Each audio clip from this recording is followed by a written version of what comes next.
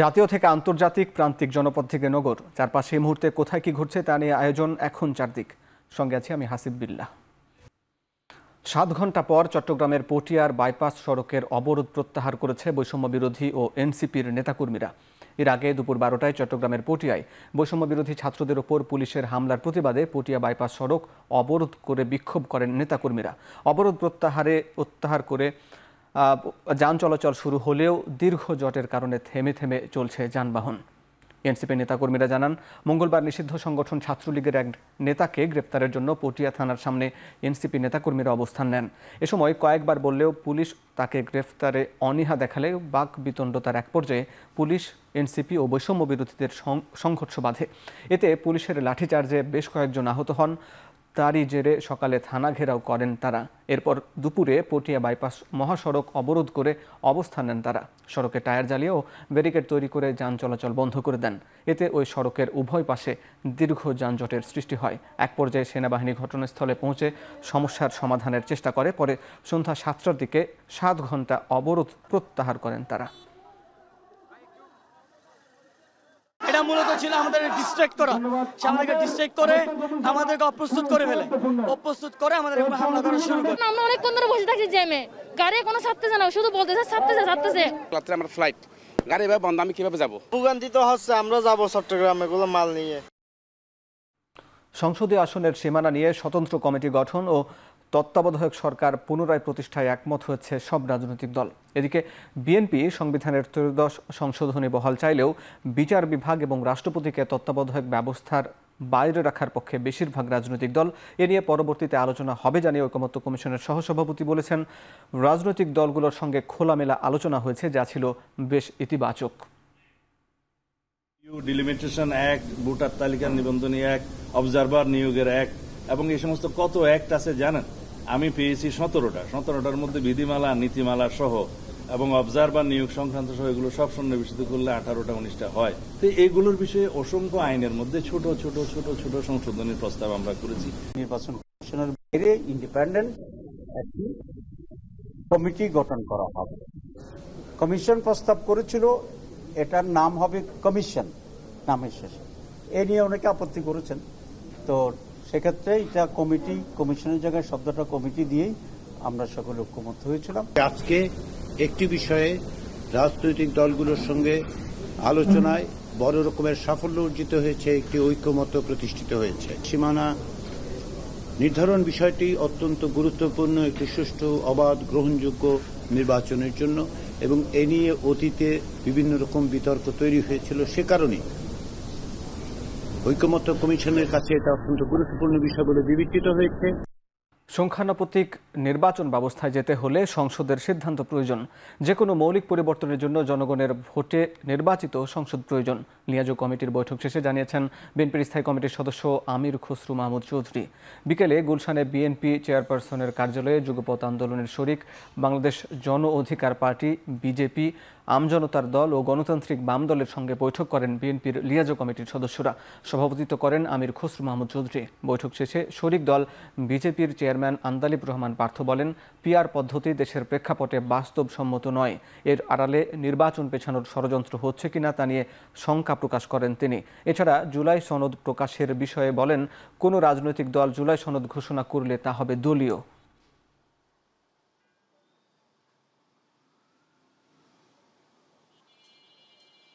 আমাদের 31 দফায় সংখ্যানুপাতিক নির্বাচনের কোনো কথা নেই। মৌলিক পরিবর্তন হলে আপনাকে জনগণের কাছে যেতে হবে আগামী নির্বাচনে, সেটা সংসদের মাধ্যমে পাশ করতে হবে। এই পর্যায়ে এটা আলোচনার কোনো বিষয় হতে পারবে না।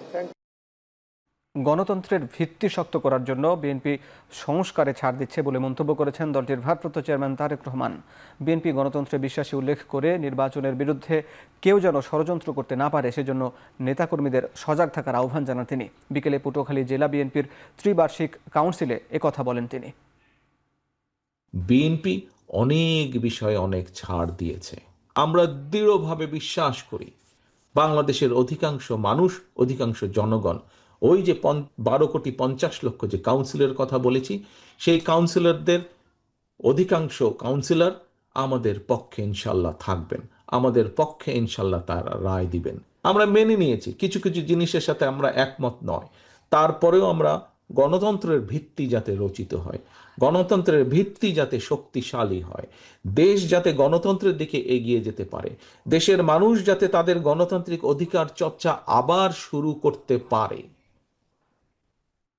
যারা জনগণের অধিকারের বিরুদ্ধে দাঁড়াবে, দলবাজি, চাঁদাবাজি, সন্ত্রাসের পক্ষ নেবে, তাদের বিরুদ্ধে বারবার গণঅভ্যুত্থান হবে বলে হুঁশিয়ারি দিয়েছেন জাতীয় নাগরিক পার্টির আহ্বায়ক নাহিদ ইসলাম। জাতীয় নাগরিক পার্টির মাসব্যাপী জুলাই পদযাত্রার দ্বিতীয় দিনে কুড়িগ্রামে তিনি এসব কথা বলেন। নাহিদ বলেন, শেখ হাসিনার পতন শিক্ষা দেয় কোনো স্বৈরাচার চিরকাল ক্ষমতার মসনদে টিকে থাকতে পারে না। তিনি বলেন যে নতুন বাংলাদেশের স্বপ্নে অভ্যুত্থান হয়েছিল তা এখনও অর্জন হয়নি। পদযাত্রায় অংশ নেন সদস্য সচিব আক্তার হোসেন, উত্তরাঞ্চলের মুখ্য সংগঠক সার্জিস আলম, দক্ষিণাঞ্চলীয় মুখ্য সংগঠক হাসনাত আবদুল্লাহ, কেন্দ্রীয় নেত্রী ডাক্তার তাসনিম জারা সহ জুলাই যোদ্ধারা।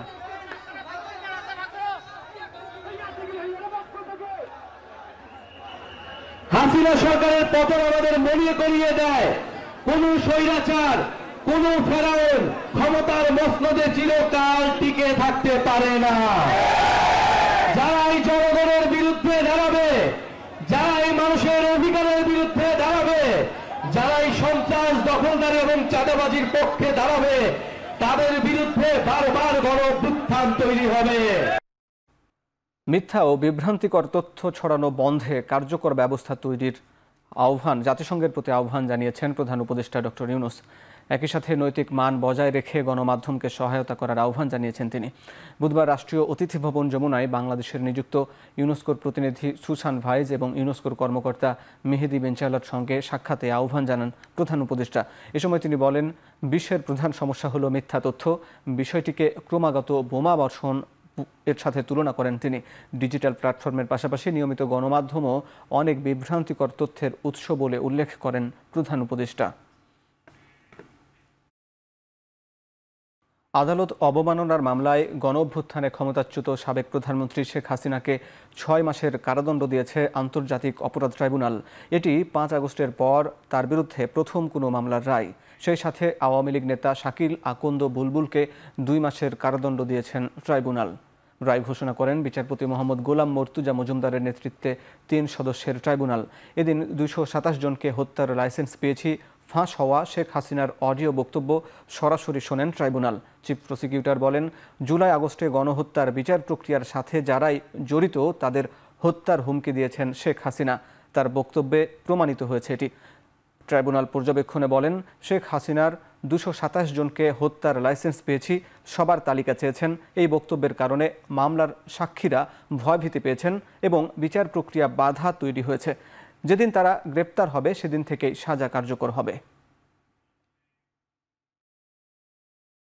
আদালত আজকে সকলের আর্গুমেন্ট শুনে এবং সিআইডির যে ফরেনজিক রিপোর্ট সেটাকে বিশ্লেষণপূর্বক এই সিদ্ধান্তে উপনীত হয়েছেন যে তর্কিত এই কনভারসেশনের মাধ্যমে শেখ হাসিনা বাংলাদেশে তার বিরুদ্ধে দায়েরকৃত মামলার বাদী, সাক্ষী এবং তদন্তকারী কর্মকর্তা সহ যারাই বিচার প্রক্রিয়ার সাথে জড়িত তাদেরকে হত্যা করা, বাড়িঘর জ্বালিয়ে দেওয়া এবং নানানভাবে তাদেরকে থ্রেটেন করেছেন, যেটা আন্তর্জাতিক অপরাধ ট্রাইব্যুনালের আইন 1973-এর 11-4 ধারা অনুযায়ী এই ট্রাইব্যুনালের বিচারাধীন প্রক্রিয়াকে প্রেজুডিস করার অপরাধ। এই অপরাধ চূড়ান্তভাবে প্রমাণিত হওয়ায় আন্তর্জাতিক অপরাধ ট্রাইব্যুনাল নাম্বার 1 শেখ হাসিনা এবং আসামি শাকিল আকন্দ বুলবুলকে দণ্ডিত করেছেন। আসামি শেখ হাসিনাকে 6 মাসের বিনাশ্রম কারাদণ্ড এবং আসামি শাকিল আকন্দ বুলবুলকে 2 মাসের বিনাশ্রম কারাদণ্ডে দণ্ডিত করেছেন এবং এটাও নির্দেশ দিয়েছেন যেদিন তারা আত্মসমর্পণ করবেন অথবা পুলিশ কর্তৃক ধৃত হবেন তারপর থেকে এই সাজা কার্যকর হবে। এনবিআরের আন্দোলনের কারণে আইএমএফকে চিঠি দিতে হয়েছে, যা বিব্রতিকর ছিল বলে জানিয়েছেন অর্থ উপদেষ্টা doctor Salehuddin Ahmed. SME foundation ERF media অ্যাওয়ার্ডের পুরস্কার বিতরণ অনুষ্ঠানে কথা বলেন তিনি। এ সময় তিনি আরও জানান, ডিসেম্বরের মধ্যে শেষ হবে এমন কিছু সংস্কার কাজ চলমান রয়েছে। বর্তমানে এসএমই এর অর্থায়ন একটা বড় সমস্যা বলে উল্লেখ করেন তিনি। আমি রিফর্ম করে কিছুটা ডিসেম্বরের মাঝে কতগুলো মেজর যেটা অলরেডি শুরু হয়েছে। ব্যাংক করবে, ব্যাংকের তো একটু সময় লাগবে, কারণ ব্যাংক রিস্ট্রাকচার করা সময়ের ব্যাপার। মানে দুর্বল ব্যাংক কী করবে এগুলো, এবং অ্যাসেটগুলো কী করবে। আরেকটা জিনিস ব্যাংকের প্রবলেম, যারা ডিপোজিটার তাদের টাকা দিতেই হবে, এটা হলো ফার্স্ট প্রিন্সিপাল। এনপিআরের ব্যাপার আপনারা জানেন, এই রিপোর্টিংয়ে আমাদের অনেক ঝামেলা হয়েছে। IMF এর মিটিং আগে, ওয়ার্ল্ড ব্যাংকের মিটিং আগে, তা আমাকে চিঠি লিখতে হয়েছে পার্সোনালি। সচিব চিঠি লিখেছে, ওয়ার্ল্ড ব্যাংক ভাইস প্রেসিডেন্ট বলে সচিবের চিঠি আমি কগনিজেন্স নেব না। পলিসি মেকার, ফাইন্যান্স অ্যাডভাইজারকে লিখতে হবে যে আমার committee, I had to write a letter. আন্তর্জাতিক পারমাণবিক শক্তি সংস্থা এর সঙ্গে সহযোগিতামূলক সম্পর্ক ছিন্ন করার বিষয়টি এবার আইনের মাধ্যমে চূড়ান্ত অনুমোদন দিলেন ইরানের প্রেসিডেন্ট মাসুদ পেজেশকিয়ান। দখলদার ইসরায়েলের সঙ্গে 12 দিনের যুদ্ধ শেষে ইরান জানায় তারা IAEA-কে আর কোনো সহযোগিতা করবে না। এরপর দেশটির সংসদে এ সংক্রান্ত বিলও পাশ হয়, যা বুধবার আনুষ্ঠানিকভাবে আইনে পরিণত করেছেন প্রেসিডেন্ট মাসুদ পেজেশকিয়ান। এরপর আইনটি তাৎক্ষণিকভাবে কার্যকরের নির্দেশও দেওয়া হয়েছে। IAEA থেকে বের হয়ে যাওয়ায় এখন এ সংস্থার নজরদারিতে থেকে ইরানকে আর পারমাণবিক কার্যক্রম চালাতে হবে না। ইরানের দাবি, তাদের পারমাণবিক অবকাঠামোগুলোতে হামলা চালাতে ইসরায়েলকে সহযোগিতা করেছে IAEA, তবে সংস্থাটি এ অভিযোগ অস্বীকার করেছে।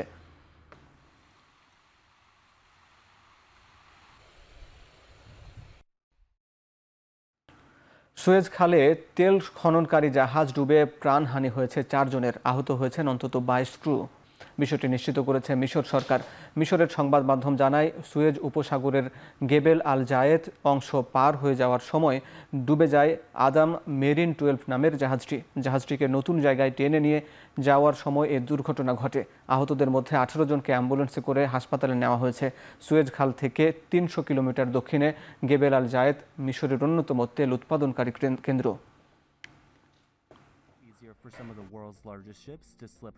শেষ করছি এখন চারদিক। এখন টেলিভিশন ওয়েবসাইটে দেখতে ভিজিট করুন www.ekhon.tv, ফেসবুকে দেখুন facebook.com/tv.ekhon এবং ইউটিউবে দেখুন youtube.com/c/ekhon tv।